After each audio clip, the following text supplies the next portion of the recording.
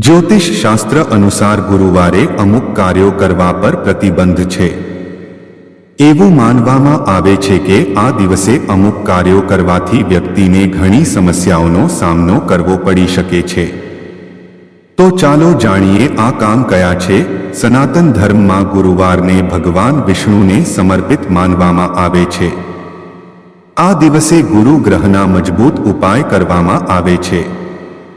આ કારણથી ગુરુવાર મહત્વપૂર્ણ માનવામાં આવે છે। માન્યતા અનુસાર આ દિવસે ભગવાન વિષ્ણુની પૂજા કરવા અને વ્રત રાખવાથી સુખ સમૃદ્ધિના આશીર્વાદ મળે છે।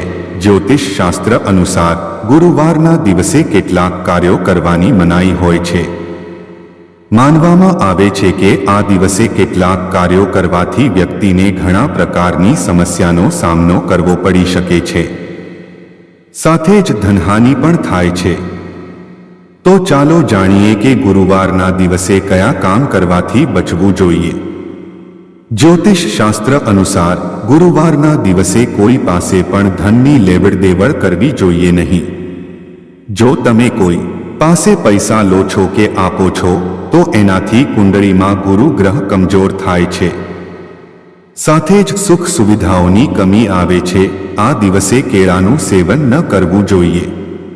આ દિવસે ભગવાન વિષ્ણુ અને ભગવાન બૃહસ્પતિની પૂજા કરવામાં આવે છે, તેથી કેળાનું સેવન કરવાનું ટાળો। ગુરુવારે કેળાના ઝાડની પૂજા કરવાની પરંપરા છે। આ કારણથી આ દિવસે કેળા ખાવાની મનાઈ છે। એવું માનવામાં આવે છે કે જો કોઈ વ્યક્તિ આ દિવસે કેળાનું સેવન કરે છે તો તેને ધનની ખોટનો સામનો કરવો પડે છે અને જીવનમાં સમસ્યાઓનો સામનો કરવો શરૂ થાય છે। ગુરુવારે ભગવાન વિષ્ણુની પૂજા કરતી વખતે દીવો પ્રગટાવવા માટે સરસવ અને તલના તેલનો ઉપયોગ ન કરવો જોઈએ। ભગવાન વિષ્ણુની પૂજામાં માત્ર દેશી ઘીનો દીવો પ્રગટાવવો જોઈએ। જ્યોતિષ શાસ્ત્ર અનુસાર ગુરુવારે સિલાઈ કરવી પણ અશુભ માનવામાં આવે છે। એવું કહેવાય છે કે આ કામ કરવાથી ગુરુ ગ્રહ નબળો પડે છે અને આર્થિક સ્થિતિ પર નકારાત્મક અસર પડે છે।